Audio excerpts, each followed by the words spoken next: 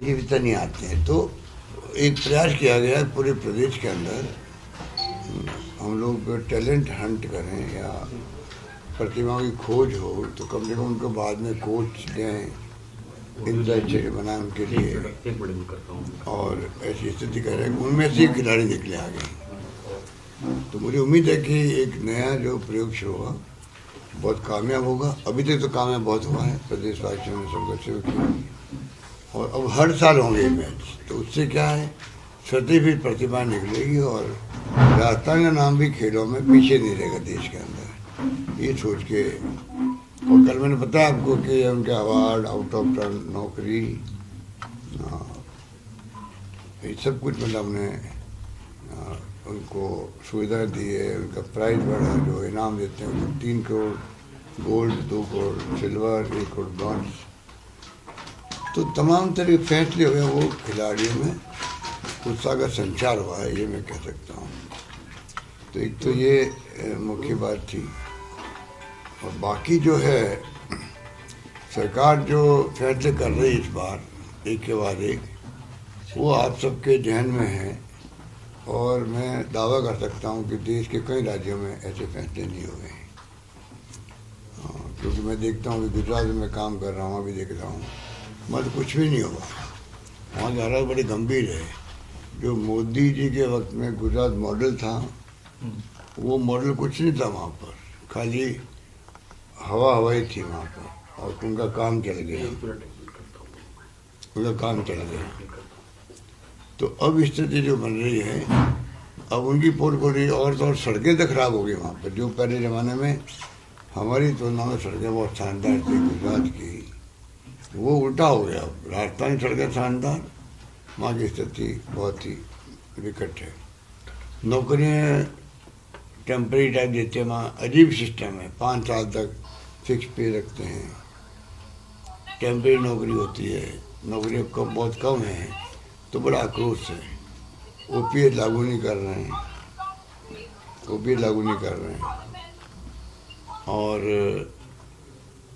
और कुछ सुविधाएं जो हमने क्या किया यहाँ पे, ओपीएस के साथ में आरजीएसएस लागू किया। हर व्यक्ति नहीं समझ सकता।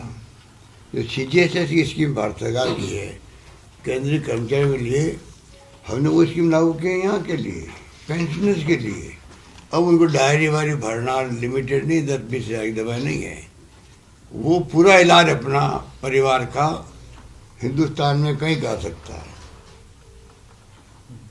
मतलब आरजीएसएस लागू होने के बाद में उसको बहुत बड़ी सुविधा मिल गई कर्मचारी को। तो कहने का मतलब है कि यहाँ हमारे ऐतिहासिक फैसले हो रहे हैं।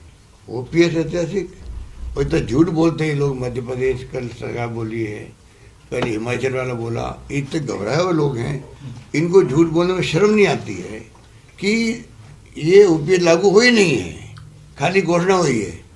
हमारे यहाँ तो उसका लाभ मैंने लग गया। राजस्थान के अंदर तो 100 कर्मचारी ऐसे हैं जो कि बाद में भर्ती हुए थे, या उनकी एज ज़्यादा होगी, उसके कारण रिटायर भी हो गए वो लोग, और उनको लाभ मिल भी गया है।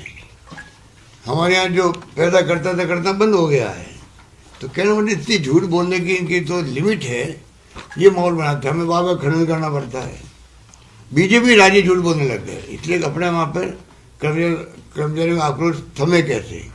बहुत भयंकर कर्मचारियों, पूरे देश के कर्मचारियों में बहुत भयंकर गुस्सा है इस बात को लेके, केंद्र के प्रति भी, राज्यों के प्रति भी, जहाँ नहीं हो रहा है। अभी पंजाब ने किया, छत्तीसगढ़ ने किया है, और इनको करना ही पड़ेगा सब। हमने वादा किया गुजरात के लिए कि गुजरात में सरकार हमारी बनेगी तो हम ओपीएस लागू करेंगे।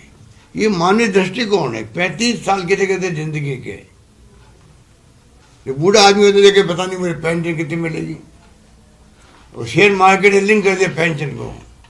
अरे शेयर मार्केट तो आप जानते हो क्या होता है, अप एंड डाउन चलता रहता है। ये तमाम बातें जो मैं समझता हूँ कि इनको आने वाले वक्त में खुद को एहसास हो जाएगा कि बहुत भारी ब्लंडर कर रहे लोग। प्रधानमंत्री जी मैंने मांग करी है चिरंजीवी योजना के लिए, अभी मानगढ़ के अंदर हूँ। मैंने कहा आप इसको हजम ही करवाओ। सोशल सिक्योरिटी ये, राइट टू हेल्थ है, ये सबको मतलब कम से कम एक जिंदगी में 5 लाख 25 लाख के बिल बनते हैं, आप जानते हो प्राइवेट में। किडनी ट्रांसप्लांट करनी हो, या किसी का हार्ट ट्रांसप्लांट करना हो, या किसी का लीवर ट्रांसप्लांट करना हो, तो वो कल्पना नहीं कर सकता। अच्छे परिवार के लोग जो आते हैं मरीज के साथ में, मालूम पड़ता है इनका लीवर ट्रांसप्लांट होना है और 25 लाख खर्च हो, तो आधे लोग चले जाते हैं, रिश्तेदार भी, क्योंकि पैसा कहाँ से लावे। अब हमने कर दिया कि 10 लाख की बीमा के अलावा भी अगर हार्ट ट्रांसप्लांट है या किडनी ट्रांसप्लांट है या लीवर ट्रांसप्लांट है, अगर किसी परिवार पे आफत आ गई, वो पैसा भी सरकार देगी। अब इससे ज़्यादा क्या हो सकता है? हिंदुस्तान में, दुनिया के किसी मुल्क में नहीं होगा ये। ओबामा केयर एक शुरू हुई थी स्कीम एक बार अमेरिका के अंदर, वही मैंने चुनाव बाद में वो विड्रॉ करना पड़ा उनको। तो हमारी तो केंद्र सरकार को उल्टा हौसला अफजाई करनी चाहिए कि राजस्थान सरकार ने एक नया कदम उठाया है और उसको मैं एग्जामिन करके उसको लागू करना चाहिए देश के अंदर। तो कहने वाले ऐसी कई योजनाएं हैं हमारी जो पूरे देश में लागू होने लायक है। तो मैं कहना चाहूँगा, हमारा ध्येय है सोशल सिक्योरिटी। 1 करोड़ लोगों को पेंशन दे रहे हैं राजस्थान के अंदर। पेंशन भारत सरकार को चाहिए, आपके 25-30 साल पहले नॉर्म्स हैं पेंशन देने के, 200 रुपये 300 रुपये कोई हो सकता है, 200-300 रुपये क्या हो सकता है। तो उनको चाहिए कि CSS स्कीम की तरह ही, हालांकि CSS में इन्होंने पहले 90-10, 80-20, 60-40 था रेशियो, वो बराबर कर दिया केंद्र के साथ, केंद्र के राज्यों के साथ में। वही उससे बहुत बड़ा नुकसान हो गया राज्यों को। अब मैं कह रहा हूँ कि वो तो कर दिया, वो कर दिया आपने, आप मानने वाले नहीं हो हमारी बात, पहले वाले लाने वाले नहीं हो, हम जानते हैं आपको। पर कम से कम आप जो ये पेंशन हम दे रही, राज्य सरकार दे रही है पूरे देश के अंदर, उसमें आप CSS की तरह करो। आधा पहले केंद्र दे, आधा पहले राज्य दे। आज पेंशन 1,500 मिलती है लोगों को, जिनको 750 मिलती है, डबल से अधिक हो जाएगा। अरे क्या होता है 750 रुपये से, 1000 रुपये से? ये तो सम्मान है बूढ़े लोगों का और विधवाओं का, और भाई चलो गवर्नमेंट इनका थोड़ा ध्यान रख रही, थोड़ा बहुत काम चलता उनका, परिवार में मान सम्मान बढ़ता उनका। भाई चलो कम से कम दादा दादी है तो पोता पोती आगे भी फिरते रहते हैं कि भाई दादा दादी को खुश रखेंगे तो 5-10 रुपये में इनाम के मिलेंगे। बहू में भी जो है, बहू से बाबा पैसा मांगना नहीं पड़ता है बूढ़े लोगों को। उनकी बहन समाज में क्या कहता है, आप हड़ोती के अंदर कोई बेटी आती है ससुराल से, बेटी के बेटे बेटी आते हैं, तो नाना नानी चाहते भाई मैं कुछ पैसा दूं मेरी बेटी को या नाती को, पहले होते नहीं कहते, तो बहू से मांगते, बहू के बार मुंह चढ़ा लेती है। बात छोटी सी है, परंतु ये मायने रखती है कि दादा दादी के पास पैसा है तो 100 का नोट पकड़ा देगी अपनी बेटी को, 10-20 रुपये दे देगी नाती को। तो ये छोटी बातें हैं, इसका एक कॉन्फिडेंस बढ़ गया, 1 करोड़ हम पेंशन दे रहे हैं। ऐसी कई स्कीम हमारी है। बिजली के बिल हमने 1000 रुपये किसान को देने लग गए, 8 लाख किसानों के बिल 0 आ रहे हैं। अब 50 यूनिट हमने खत्म कर दिया, निःशुल्क कर दिया, और 300 यूनिट तक दाम कम कर दिए, रेट कम कर दी।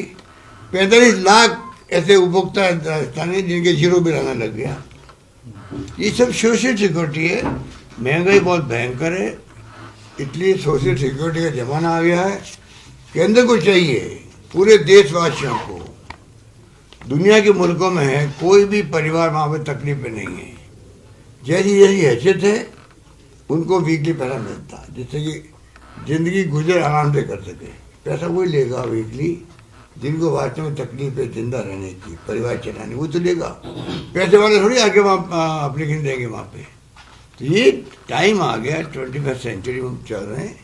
ये राजीव गांधी के कारण ये मोबाइल और इंटरनेट की सेवाएं आ गई, कंप्यूटर आ गए, तो आज आप लोगों को जानकारी मिलने लग गई। हम विज्ञापन क्यों देते हैं? आज पंजाब और कई राज्य सरकार, केजरीवाल जी, यूपी भरमार विज्ञापन की पूरे हिंदुस्तान में जाती है। हमने भी 2-4 विज्ञापन, 5 विज्ञापन दे दिए। हमारे में उन्हें फर्क है, वो तो खाली एक स्कीम का प्रचार करते हैं। हम वो देते विज्ञापन जिससे कि पूरे हिंदुस्तान के अंदर लोग वहाँ पढ़े, अपनी सरकारों पर दबाव बनाए। ये डेमोक्रेसी का कायदा होता है। हमारे विज्ञापन पढ़कर ये कहेगा वो, भाई आप क्यों नहीं ये चीज योजना लाते हो हमारे यहाँ पर? आप क्यों नहीं, ये स्टेट गवर्नमेंट ने जो स्कीम बनाई है, हमने सब स्कीमों को विज्ञापन दिया अभी 3 दिन पहले, उनसे दबाव पड़ेगा उन राज्य सरकारों पर, तो वहाँ के आम लोगों को फायदा मिलेगा, इसलिए हम लोग प्रयोग कर रहे विज्ञापन देते हैं। तो मेरा मतलब कहने का था, अभी हमने बड़े बड़े फैसले किए, 3 लाख से अधिक नौकरी देना किसे कहते हैं? अब लाखों लोग नौकरी के लिए आते हैं, सबको दे नहीं सकते सरकार। 3 लाख देंगे तो जिनको नहीं मिलेगी वो कहेंगे पूरी नौकरी नहीं मिली। पर कम से कम आज एक स्टेट गवर्नमेंट ऐसी है देश के अंदर, 1,30,000 नौकरी दे चुकी है, 1 लाख लगभग 25,000 नौकरी चल रही है, इंटरव्यू चल रहे हैं, उनके एग्जाम चल रहे हैं, और 1 लाख मैंने घोषणा कर रखी। इतनी बड़ी तादाद में हम लोग नौकरियां दे रहे हैं। पेपर लीक हुए, 22 पेपर लीक हो गए गुजरात के अंदर, हमने पेपर लीक हुआ जेल भेज दिया। किसी राज्य में शायद कोई जेल में नहीं गया होगा, खाली केस दर्ज होते हैं, जांचें होती है, आर्मी तक में पेपर लीक हो जाते हैं, हाईकोर्ट के जो एग्जाम होते हैं उसमें पेपर लीक हो जाते हैं, और आप देखते हो अभी भी हड़ताल हो रही थी वकीलों की। कहने का मतलब ये काम बहुत बड़ा ना, आजकल लोगों में इतना फ्रस्ट्रेशन है, नई पीढ़ी के नौकरी मिल नहीं रही है, महंगाई का जमाना है, तो ये काम करने वाले कौन है? कोई बाहर थोड़ी आते लोग, हमारे लोग हैं जो गैंग बना लेते हैं। ये जो एंटी सोशल एलिमेंट कहलाते हैं आज के ज़माने के अंदर, क्या वो कोई घटना दुर्घटना करते हैं, गुंडागर्दी करते हैं या लूट मार करते हैं, कौन लोग हैं ये? नए नए लड़के, यंग लड़के करने लग गए। तो ये हालात जो है उसको मैं समझता हूँ केंद्र को भी समझना चाहिए किस प्रकार से वो आगे आए। तो ये टोटली कहने को बहुत सारी बात। अभी श्री योजना है, मैं आपको फिक्र का रात को दिया था, पर देखा होगा आपने, 25,36,000 लोगों को, 25 लाख लोगों को ये लाभ मिल गया इसको, और 2,963 करोड़ हमारा खर्च हो गया अभी तक। ये बताइए इससे बड़ा क्या सबूत दे सकते हैं? और नाम भी मेरे पास में आपके जिले के कि किन किन को फ़ायदा मिला है इससे। तो ये स्थिति है। मैं समझता हूँ कि अभी हमने 1,10,000 जो कॉन्ट्रैक्ट पे हैं उनको हमने ले लिया है, कॉन्ट्रेक्चुअल जो हमने नियम बनाए उनके लिए अलग से। अब वो क्या आगे जब जब नौकरी निकलेगी पक्के हो जाएंगे वो, वरना वो क्या रोज़ तलवार लटक रही थी, फिर टेम्परेरी कभी निकाल देंगे कभी निकाल देंगे टेम्परेरी। अब उनको आराम हो गया, और भविष्य में नौकरी कोई लगेगी मान लो, क्योंकि नौकरी लगने के प्रोसेस में 1.5 साल लग जाता है, कभी को हाई कोर्ट कभी कुछ। तो कम से कम अब हमने सिस्टम बनाया है, अभी 10,000 इंग्लिश टीचर ले रहे हैं हम लोग, तो उसी स्कीम के अंतर्गत ले रहे हैं, जैसे कि पहले से SC, ST, OBC, EWS जो है उन सब का जो आरक्षण है वो पहले से तय हो जाएगा। तो जब नौकरी में आएंगे कॉन्ट्रैक्ट द्वारा, ये नई सर्विस द्वारा, तो बाद में जब ये पक्के होंगे तो इनको कोई तकलीफ ही नहीं आएगी। तो ये तमाम हमने बड़े बड़े फैसले, और उनमें अफवाह फैला रहे हैं, वो पक्के होंगे, किसी के पे प्रोटेक्शन किया गया उनका। अगर किसी की तनख्वाह कम है उसके अंदर जो अभी नौकरी में है, तो उसकी नौकरी तनख्वाह बढ़ जाएगी, और अगर किसी ज़्यादा तनख्वाह है तो वो कम नहीं होगी, और इन सबको OPS मिलेगी। किसान कर्जे माफ मैंने 21 लाख के किए थे सरकार से। अभी तक ये ऐसे बेशर्म लोग हैं, अभी झूठ क्यों बोलते हैं ये कि कर्जा माफ ही नहीं हो रहा राजस्थान के अंदर, क्योंकि मीडिया भी दिल्ली का इनको साथ देता। आप देखते हो मीडिया दबाव में है, ED, इनकम टैक्स, CBI से इनका साथ देता है। अरे कोई मीडिया वाले तो कम से कम पता करे कि वास्तव में सरकार ने 21 लाख लोगों को दिया कि नहीं दिया, कर्जा माफ किया नहीं किया। हमारे पास लिस्ट है, ऑनलाइन है, पर फिर भी बार बार बोलेंगे, जनता भ्रमित होती है। वादा किया राहुल गांधी ने और नहीं दिया, कर्जा माफ नहीं किया, सबका कर्जा माफ किया, एक्सेप्ट जो नेशनलाइज बैंक है उनका हम कर नहीं पा रहे, तो वो मान नहीं रहे हैं। हमने कई पत्र लिखे प्रधानमंत्री जी को भी, भाई आप इनको समझाओ बैंकों को, आधा पैसा जो किसान का आएगा सेटलमेंट में वो हम दे देंगे, आधा पैसा वो कम करे बैंक के। बड़े बड़े इंडस्ट्रीज के तो करोड़ों अरबों रुपये खत्म हो जाते हैं, उनके जो NP हो जाता है कि नॉन परफॉर्मिंग एसेट हो गया अभी, अगर उनके हो सकते हैं, या उनके सेटलमेंट भी होते हैं उनके, तो सेटलमेंट किसान से नहीं हो सकता क्या? पार्लियामेंट में कह दिया कि किसानों को अगर हम कर्जे माफ कर दें आदत बिगड़ जाएगी। ये बाद में कभी रीपेमेंट नहीं करे भाई। 72,000 करोड़ रुपये मनमोहन सिंह ने माफ़ किए। तो ये तमाम बातें हैं आपके सामने। कर्जा माफ़ करने वाला देखो, टाइम नहीं, मैं क्या बताऊँ आपको। 3 तो 5 शाहपुरा निवासी सवाग, बामोरी कला निवासी भवानी शंकर, वो मेरी खुद निवासी हरिओम मीणा, उसका 1,48,000 माफ़ हुआ है। अंतरा निवासी मोहनलाल के 1,46,000 माफ़ हुआ। बहुत निवासी जसवंत सिंह के 1,46,000 माफ़ हुआ है। सबके माफ़ हुए, पर वो तो आप जानते हो इस प्रकार की बातें बोलते रहते हैं कि अभी पोल बोले ERCP उन्हें पानी आता, बाढ़ आती, बार बार आपके यहाँ बाढ़ आना कम हो जाएगी। पानी जाता है बह करके धौलपुर से होते हुए जमुना में और समुद्र में जाता है। इतनी बड़ी योजना वसुंधरा की वक्त आई हुई है, हम बंद नहीं करे, उसको आगे बढ़ा रहे हैं। वो तो हमारी योजना को बंद कर देते, सरकार बनती तो उनकी, हम कोई योजना उनकी बंद नहीं कर रहे, हम तो आगे बढ़ाते भाई, पब्लिक का इंटरेस्ट है।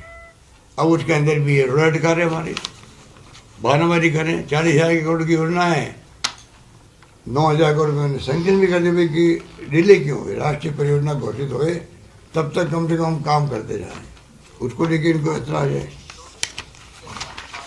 हो गया। मतलब आपने जो मीटिंग करी है, कल की मीटिंग है, उससे पहले किसान निर्वाचन की जिस तरह से की है, उसको देख के क्या आपको लग रहा है एंटी इनकम्बेंसी जैसा कोई फैक्टर राजस्थान में नजर नहीं आ रहा, और जो आप रिपीट करने की बात करें उसकी ना तो है ना होगा। देखिए, सरकार विरोधी कोई लहर इस बार नहीं है। हम लोगों का सौभाग्य है कि हमारी पूरी टीम ने इतने अच्छे काम किए हैं, इतने अच्छे बजट आए हैं कि आप देखेंगे कि लंबे अरसे बाद में एंटी इनकम्बेंसी जो कहलाती है, सरकार विरोधी भावना, वो हमारी योजनाओं के कारण से नहीं है इस बार। कुछ घटनाएं दुर्घटनाएं हुई है, इसमें कोई दो राय नहीं, उसका मैं जिक्र नहीं करना था, पर उसका असर नहीं है, क्योंकि लोगों को काम चाहिए। लोग चाहते हैं हमारे यहाँ सड़क बने, लोग चाहते हैं हमारे कॉलेज खोले, लोग चाहते हैं हमारे तहसील खोले, लोग चाहते हैं हमारे SDO ऑफिस खोले। लोगों को काम से मतलब है। तो काम के मामले में जो सोशल सिक्योरिटी की स्कीम्स हमारी है, चाहे वो मेडिकल की हो, चाहे शिक्षा में अनुपति योजना है, हम बच्चे जो मिडिल क्लास के उनको पूरी कोचिंग हम करवा रहे हैं। जयपुर में तो कोचिंग हब बन गया, अलग से बिल्डिंग बन गई उसके लिए कि भाई ट्रैफिक जाम नहीं हो, ढंग से वहाँ पर लोग पढ़ाई कर सके अच्छे माहौल के अंदर, वो बन गया है। 200 बच्चों को हम विदेश भेज रहे हैं, चाहे 1 करोड़ फीस है उसकी, जब 50 लाख है। कभी कहीं देश में कहीं है क्या कि हमारे बच्चे जो गरीब अफोर्ड नहीं कर सकते, वो वंचित क्यों रहे? पैसे वाले चले जाते हैं बाहर, अमेरिका में, इंग्लैंड में। हमने वो स्कीम लागू करके बच्चे जाने लग गए हैं। तो स्कीम तो एक से एक बढ़कर कोई रिसर्च करने वाला चाहिए। पत्रकारों को मैं आह्वान करना चाहूँगा कि पत्रकार, लेखक, साहित्यकार जो जेलों में जा रहे हैं इनके राज के अंदर, क्योंकि असहमति इनको सहन नहीं होती है, आलोचना सहन नहीं होती है, ये धज्जियां उड़ा रहे संविधान की और आपके इसके लोकतंत्र की धज्जियां उड़ रही है। जेल भेज दो आप किसी को बिना सुनवाई के भी। तो ये कुछ हो रहा है देश के अंदर, इस माहौल में हम चल रहे हैं। तो गुजरात मॉडल भूल के राजस्थान मॉडल अपनाना चाहिए देश का। बिल्कुल, राजस्थान मॉडल वास्तव में अपनाने लायक है। और मैं नहीं कह रहा हूँ, आप देश में जो जो सरकार, मैं नहीं कहता हूँ वो अच्छे काम नहीं कर रही है, कई सरकारें अच्छे काम कर रही होगी। हम उस कैटेगरी में आते हैं, अच्छा काम किसी राज्य ने करे तो उस काम को हम क्यों नहीं करें, ये हमारी अप्रोच है। हमारी अप्रोच अहम घमंड वाली नहीं है कि वो कर दे करे मैं क्यों करूं, वो हमारी अप्रोच नहीं। हमारी अप्रोच है हम दूसरे कामों को, अच्छे कामों को भी एडोप्ट कर लें, ये हमारी अप्रोच है।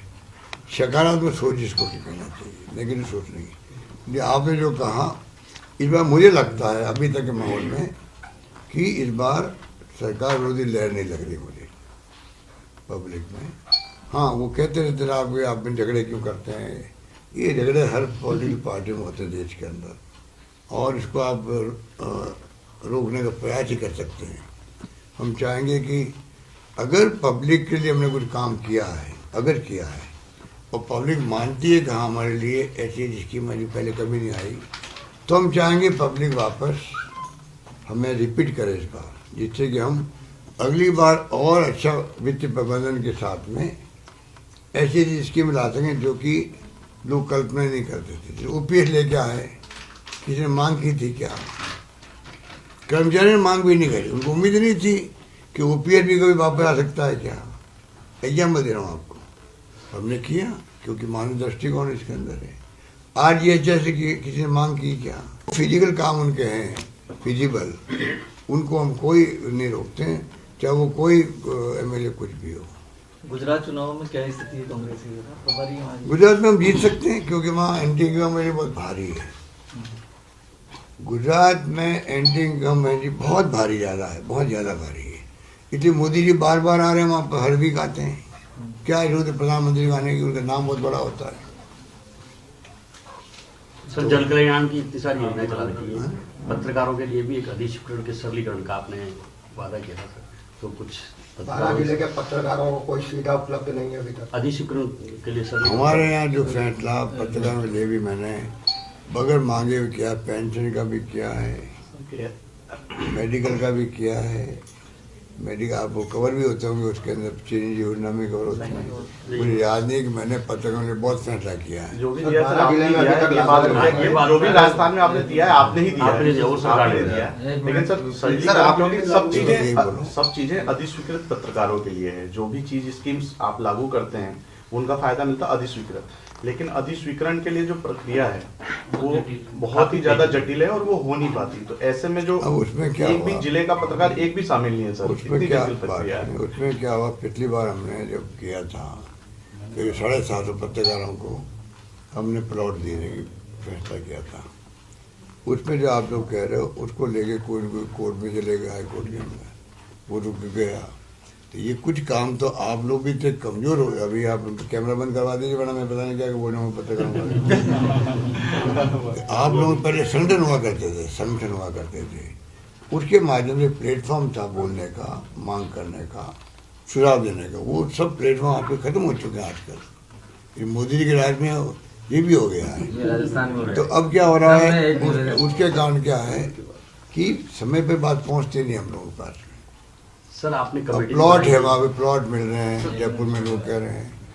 सर राजस्थान में भी आप पार्टी आवेश कर 12 वालों का भी कुछ बदलाव घनश्याम जी, हाँ बोलो, आप तो सुनो पहले। एक सेकंड, पहले बार जब मैं 20 साल पहले मुख्यमंत्री था तब हमने सबको प्लॉट दिए थे, ठीक है। उसके बाद में स्कीम जारी रखी हमने, कई लोगों ने ले लिए प्लॉट। अब उसके बाद में आगे नहीं बोलना चाहता मैं, ठीक है, तो ले लिए। अब आगे आज भी हम चाहते हैं पत्रकारों को आवास योजना में लाभ मिले।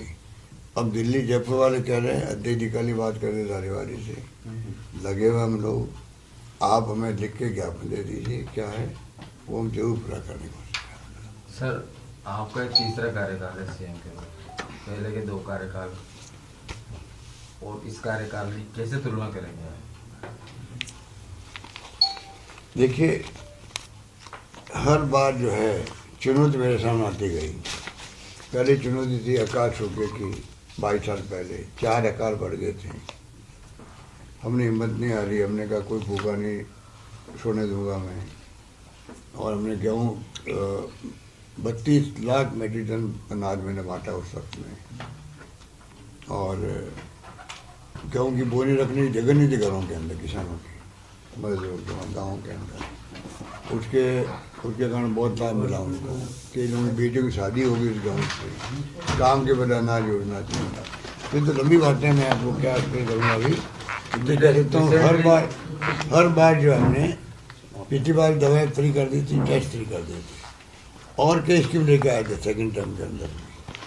सरकार चली गई अलग बात है, कई बार ऐसी स्थिति बन जाती, कभी मोदी जी का वो प्राइम मिनिस्टर बन रहे हैं, वो हो गया, तो वो तो ये होता रहता है। नहीं, वो तो आप अपने वादे करे रहते हो। जैसे आपने राजस्थान में एनडीपी से अंत आए थे, आपने कहा था मैं राजस्थान छोड़ के कहीं नहीं जा रहा, आप कहीं गए भी नहीं और भगवान भेजे भी नहीं।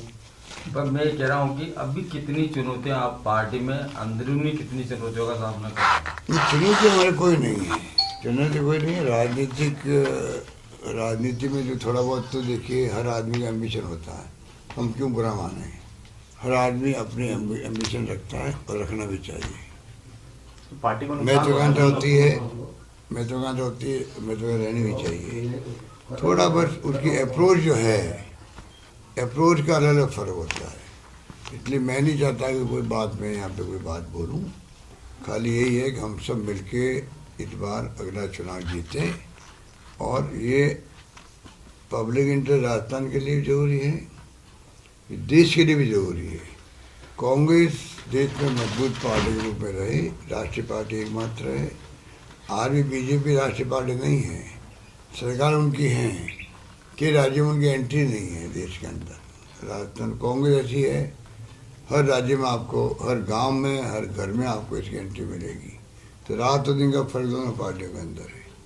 इसलिए हम चाहेंगे कांग्रेस मजबूत होने के लिए गुजरात के बाद में राजस्थान जीते हम, तो आगे हमें और आसान रहेगी जीतने के लिए।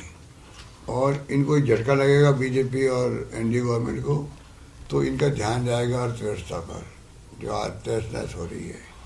इनका ध्यान जाएगा अपना इसमें महंगाई पर जाएगा ध्यान, इनका ध्यान जाएगा बेरोजगारी पे जाएगा, तो भला देश का होगा। तो लोकतंत्र में फैसले जब सरकार के लिए करती है, पब्लिक करती है, उसका लाभ पूरे समाज को मिलता है। सर, आप पार्टी भी एक्टिव हो रही है, जिस तरह गुजरात में चुनाव लड़ रहे हैं, सर राजस्थान में भी चुनाव लड़ने वाला आप पार्टी, आम आदमी पार्टी की बात, उसकी हम चिंता क्यों करें? ये बात झूठे लोग ये भी, ये तो झूठों बादशाह हैं। विज्ञापन दे रहे हैं आप लोगों को, पैकेज दे रहे हैं मीडिया को, पैकेज के इनके विज्ञापन आ रहे हैं भयंकर देश भर में। और मैं मुल्क को 1 नंबर 1 बनाऊंगा देश को। और भाई तुम पहले तो घर तो संभाल ले। वो पंजाब जो है वो तो अभी सरकार बने हुए 6 महीने नहीं हुए, हालत खराब हो रही पंजाब के अंदर। दिल्ली में झूठ बोल के काम चला रहा आदमी, तो थोड़ी बहुत स्कूल है, अस्पताल हर सरकारें करती है। हमने भी किया, इंग्लिश स्कूल खोल दिए जब हमारे शिक्षा मंत्री जाती थी, तब शानदार चल रही वो। हाँ, अब इतनी शानदार चल रही है, प्रयोग हुआ है, लोगों में क्रेज है, गांव वालों ने एक्सेप्ट किया उस कंसेप्ट को, तो गांव में उत्साह है। अब कोई हमें करेगा एक साल बिल्डिंग सब बहुत शानदार बन कैसे बन सकती है? टाइम लगेगा। स्कीम सक्सेस हो रही है, उसमें लगता है। आप ऐसा और बना रहे हो, मैं देश को 1 नंबर 1 बनाना चाहता हूँ। और भाई तू है क्या जो बनाना चाहता है? अभी आप धीरे धीरे आगे बढ़ना चाहते हो, बढ़ो, कोई बात नहीं। आपकी पार्टी को पता नहीं देश के अंदर, पर देशवासियों को गुमराह करने में आप बताइए केजरीवाल जी का मुकाबला है क्या? मैं भारत को नंबर 1 बनाना चाहता हूँ। भाई बनाना तुम बाद में, पर तेरा जहाँ तो बिछा ले कम से कम। कोई पार्टी का पता नहीं, इतना पता नहीं, और आप मीडिया के माध्यम से छाए रहते हो, और मीडिया ठोक रहा उनको, मतलब जो चाहता है छाप देता है, जो चाहता दिखा देता है। आगामी चुनाव किस बड़े मुद्दे पे लड़े जाएंगे? हमारी परफॉर्मेंस पे, जो हमने परफॉर्म किया, सरकार जो स्कीम लेके आए हैं, जो सोशल सिक्योरिटी है, ये तमाम मुद्दे हमारे पॉजिटिव होंगे, सकारात्मक होंगे, और गुड गवर्नेंस के होंगे। गुड गवर्नेंस पे इलेक्शन लड़ा जाएगा। और आप देखिए आज जो छापे पड़ रहे राजस्थान में एसीबी के, करप्शन तो देश भर में हर राज्यों में है, एक से बढ़ के एक है। कर्नाटक में कहते 40% क्या कोई नाम दिया हुआ है, 40% की सरकार, 40% सरकार। गुजरात में 40% 35% की सरकार कहलाती है। आज राजस्थान में इतने छापे डाले गए एसीबी द्वारा, हिंदुस्तान में कहीं नहीं डाले गए। तो अब क्या कहते हैं, अब कि राजस्थान करप्शन बहुत ज़्यादा है। अभी छापे पड़े तो, और छापों की खबरें आई अखबारों के अंदर, तो उससे करप्शन ज़्यादा हो गया। ये कोई नहीं कहता भाई यहाँ करप्शन रोकने का प्रयास किया गया है, ये नहीं कहेंगे। अखबार वाले लिखेंगे, आर्टिकल लिखेंगे साहब की करप्शन बहुत ज़्यादा है। अरे करप्शन जहाँ है जाके देखो, वहाँ पर जहाँ है, वहाँ कोई एसीबी का काम ही नहीं है। एसीबी वाले कोई वहाँ पे एक्शन कर नहीं रहे, हमारे यहाँ कर रहे हैं, और उल्टा हमारे ऊपर आरोप लगाते हैं, आर्टिकल लिख देते हैं अखबार वाले। राहुल जी के दौरे से कोई कंसर्न चाहिए? राहुल जी का दौरा है, राहुल जी का दौरा जो चल रहा है, भारत जोड़ो यात्रा, भारत जोड़ो यात्रा की तैयारी देखिए ने शुरू कर दी है। आजकल तो टीम जा रही है पूरे रूट के अंदर, जहाँ पर कंधे के पर्यवेक्षक भी आए हैं। तो मैं उम्मीद करता हूँ कि ये यात्रा जो है राजस्थान में बहुत शानदार तरीके से निकलेगी, जिससे कि जो केरल में और तमिलनाडु में, आंध्र में, कर्नाटक में, अब महाराष्ट्र में कुछ सही है 5 तारीख से, तो मैं उम्मीद करता हूँ राजस्थान में बहुत शानदार स्वागत। एक बात और है, नरेंद्र मोदी जी आपकी तारीफ कर देते हैं तो उसको लेके बहुत भ्रांतियां फैलाई जाती है। एक बात बताओ कि कोई उन्होंने तारीफ क्या की, उन्होंने कोई तथ्य रखे, उन्होंने कोई मेरी परफॉर्मेंस की बात तो नहीं करी। अगर तारीफ तो मैं तब मानता है जब वो मेरी बातें मान, 3 बातें मान देते हैं। नंबर 1, राष्ट्रीय परियोजना, राष्ट्रीय उसको स्मारक घोषित करते हैं, मांग करते हैं। नंबर 2, रेलवे का प्रोजेक्ट वहाँ पर है अटका हुआ, जो रतलाम से डूंगरपुर आया बांसवाड़ा, हमने 250 करोड़ रुपये दे दिए पहले, 50 मिनट का हमने वादा किया था हमने, वो स्कीम उन्होंने बंद कर दी। तो जो मैंने उनको याद दिलाया। और तीसरा मेरा ये हेल्थ की स्कीम, श्रीजी योजना, मैंने कहा प्रधानमंत्री इसको आप एग्जामिन करो और इसको लागू पूरे देश में करो। अगर तीनों योजनाओं को कहते कि भाई इन्होंने जो कहा है उसको मैं एग्जामिन करवाऊंगा और भी कुछ दम है, बहुत अनुभवी आदमी है, इसलिए इन्होंने कहा है कि आप इस योजना को पूरे देश में लागू करो, मुझे अच्छा लगा। रेलवे का मैं जाते ही दिल्ली इसको मैं पता करता हूँ, फाइल मंगाता हूँ रेलवे से, क्यों रुकी है योजना, बहुत बड़ा ये काम था, रतलाम से डूंगरपुर जुड़ जाएगा तो एक नया सर्किट मिल जाएगा, वो क्यों नहीं जुड़ा, मैं करवाऊंगा। और राष्ट्रीय स्मारक घोषित करने की घोषणा करता हूँ, तब मानता मैं वो मेरी तारीफ कर रहे हैं।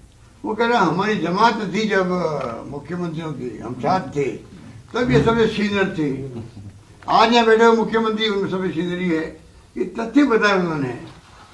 इसके अलावा मैं तो वही आपने भी तो तारीफ करी, मैं तो वही माना नहीं इसको। नहीं, आपने भी तारीफ करी। डोटासरा जी प्रदेश अध्यक्ष हैं, 2 शब्द कुछ आप। दूसरा जो आप कह रहे हो, मैंने उनको आईना बताया कि आप जो बार बार घमंड कर रहे हो कि मैं दुनिया भर के अंदर बहुत प्रसिद्ध, क्या कहते हैं, पॉपुलर प्राइम मिनिस्टर हूँ, आप जहाँ कहीं दुनिया में जा रहे हो तो आपका इसलिए सम्मान होता है कि आप गांधी के देश के हो, नंबर 1। नंबर 2, कांग्रेस ने, पंडित नेहरू का जमाना था, जेल में गए वो लोग, सरदार पटेल जेल में गए, मौलाना अबुल कलाम आजाद थे उस जमाने के अंदर, सब जेलों में गए, और अमेरिका साहब ने बनाया संविधान, गांधी जी के सानिध्य में बना, सब कुछ हुआ।